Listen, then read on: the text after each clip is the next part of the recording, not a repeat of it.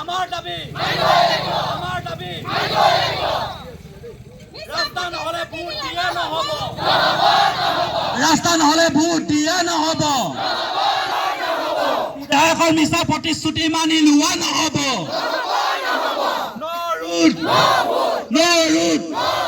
আমাৰ দাবী আমাৰ দাবী আমাৰ দাবী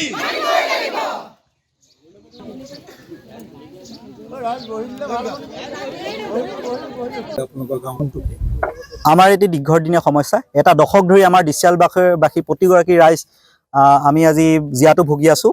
আমাৰ গাঁৱৰ মূল পকীপত্ৰী জৰাজীৰ্ণ অৱস্থা এটা দশক ধৰি আছে। আমি বিশেষকৈ স্থানীয় বিধায়ক প্ৰদীপ হাজৰিকাকে ধৰি বিভিন্ন আমি বিভাগক আবেদন জনোৱাৰ পাছতো আমাৰ আজি কোপতি কোনো আমি সুফল নাপালোঁ। সেইবাবে আমি আজি ডিচিয়াল গাঁৱৰ প্ৰতিগৰাকী ব্যক্তি আমি প্ৰায় 500 ঘৰ মানুহৰ প্ৰতিজন ব্যক্তি ওলাই আহিছোঁ। আমি আগন্তুক নিৰ্বাচনৰ আগত আমাৰ এক মূল মন্ত্ৰ হৈছে আগন্তুক নিৰ্বাচনৰ আগত যদি এই পকীপত্ৰী পুনৰ নিৰ্মাণ নহয় আমি বিধানসভা নিৰ্বাচনত ভোট বৰ্জন কৰিম বুলি আমি আজি দৃঢ় প্ৰতিজ্ঞ হৈ শ্লোগানেৰে আগবাঢ়ি আহিছোঁ। আমাৰ মূলতঃ এইটো মূল পথ হৈছে ডিচিয়ালৰ, কিন্তু আমাৰ এই পথটিয়েদি 3খনমান গাঁৱৰ মানুহ অহা যোৱা কৰে। স্কুল কলেজ আৰু ওচৰতে আমাৰ খনাকুৰা উচ্চতৰ মাধ্যমিক বিদ্যালয় আছে। তালৈ প্ৰায় 5 শতাধিক ছাত্ৰ ছাত্ৰী তাত শিক্ষাদান কৰে। স্বাস্থ্য কেন্দ্ৰ আছে। আমাৰ এই মূল পথটিয়েদি আমি কোঁৱৰপুৰ মৌজাৰো যাতায়াত সুচল হয়, বিভিন্ন যাত্ৰী অহা যোৱা কৰে। গতিকে আমাৰ এই মূল পথটি আমাৰ দাবী হৈছে নো ৰুট নো ভোট আমার দাবি আমার দাবি আমার দাবি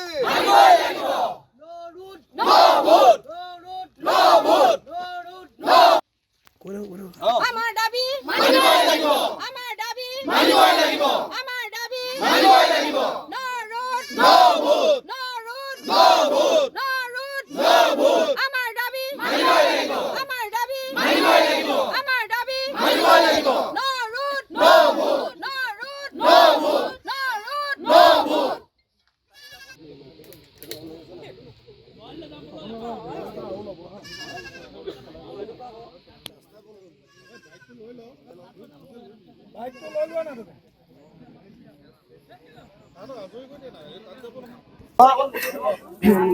আমাৰ এটা জ্বলন্ত সমস্যা হৈছে আমাৰ এই ৰাস্তা ডিচিয়াল গাঁৱৰ আজি 3-4খন গাঁৱৰ মধ্যস্থান এই ডিচিয়াল গাঁওখন। গতিকে এই গাঁওখনৰ ৰাস্তাটো পকীকৰণ নোহোৱালৈকে আমাৰ গোটেই ডিচিয়াল গাঁওখনৰ পুৰুষ মহিলা সকলো ৰাইজৰ এটাই শ্লোগান হৈছে নো ৰুট নো ভোট নো ভোট।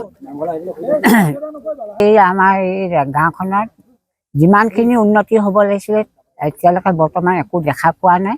আৰু বিশেষতঃ মই হৈছোঁ 500 ঘৰ মানুহৰ মাজত 16,000 ব্যক্তি মই এজন নামঘৰীয়া।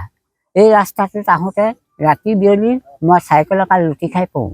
তাৰ হৈ পেলানি আজি এই পথ অনুৰোধটো আমি ধাৰ্য কৰা হৈছে যাতে ভৱিষ্যত যদি ভোট লাগে তেওঁলোকে আমাৰ ৰাস্তাটো আগতীয়াকৈ কৰি দিয়ক।